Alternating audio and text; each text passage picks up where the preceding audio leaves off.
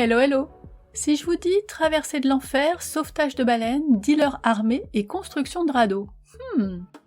Bienvenue dans Galère ton voyage, en mode série d'été de famille et voyage, le podcast.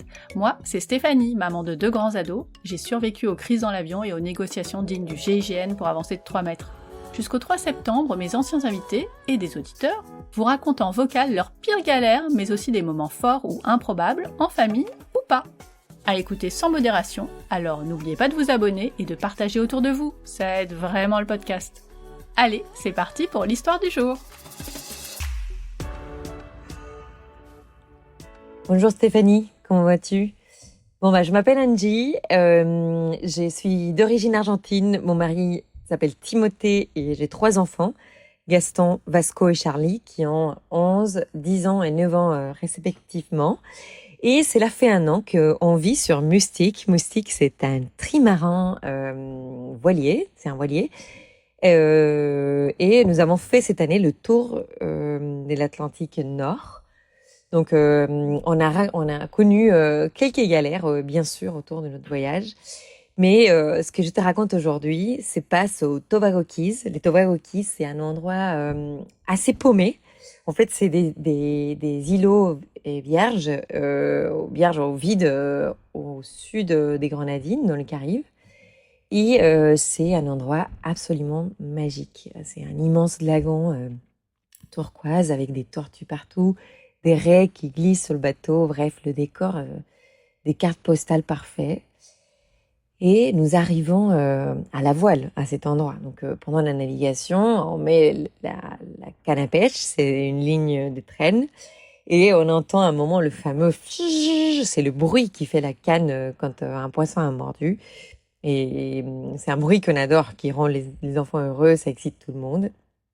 Et nous sommes à bord, nous sommes assez nombreux à bord, parce que y a mon mari, mes 3 enfants, mais aussi il y a une famille de copains, Camille et Thibaut avec leurs 3 enfants, qui sont new-yorkais et qui sont venus partager quelques jours avec nous. Et voilà, nous pêchons un joli barracuda. Une fois arrivé au mouillage, on met l'ancre et mon cher Gaston, fidèle à lui-même, a une idée qu'il juge assez brillante, c'est d'arracher une dent à ces poissons pour se faire un collier, le style avant tout. Et je vois la scène presque au ralenti, je sais ce qui va se passer. Et avant de réagir, j'entends son cri de douleur. Et oui, même mort, un barracuda garde ses dents qui sont terriblement efficaces. Donc Timothée me regarde avec des grands yeux. Il me dit « Je suis désolée, je ne supporte pas le sang. » Et il part du bateau pour éviter de tomber dans les pommes et y avoir 2 choses à gérer, et lui et Gaston.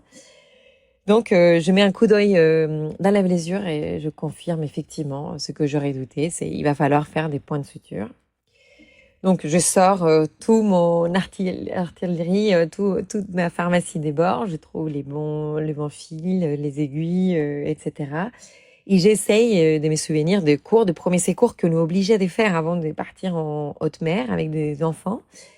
Et je lève les yeux au ciel et je me dis c'était d'abord comme ça, il faut commencer au milieu de la plaie, etc. Et je vois ma copine Camille qui n'est pas sûre du tout et qui me dit « Angie, si tu veux, je peux te trouver un tuto sur YouTube. » Évidemment, j'accepte avec enthousiasme, mais malheureusement, après quelques recherches, nous constatons que toutes les vidéos se terminent exactement de la même façon, nettoyer la plaie et appeler le 911.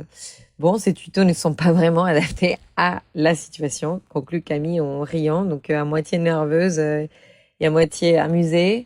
Et alors, je me lance et Camille s'occupe des Gastons pendant que je lui fais une anesthésie locale.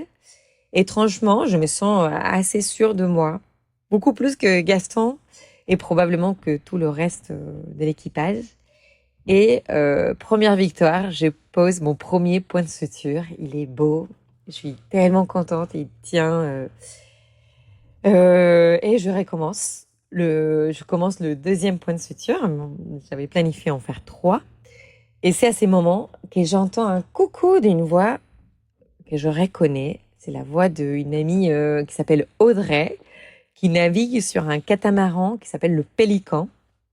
Donc, et je ressens la joie montait dans mon cœur parce que le métier d'Audrey, c'est médecin urgentiste.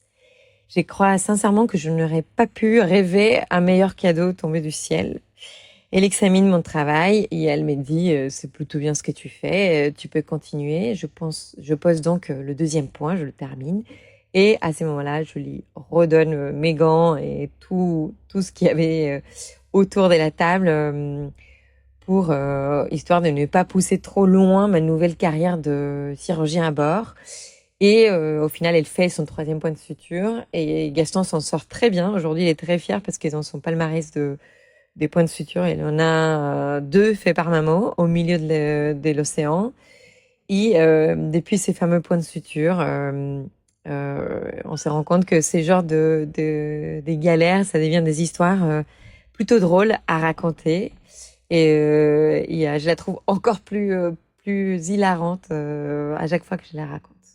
Voilà notre histoire. Je vous embrasse. Bye bye.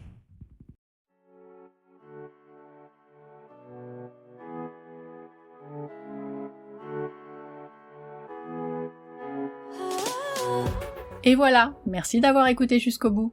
Si cet épisode vous a plu, pensez à le partager, ça aide vraiment le podcast à se faire connaître.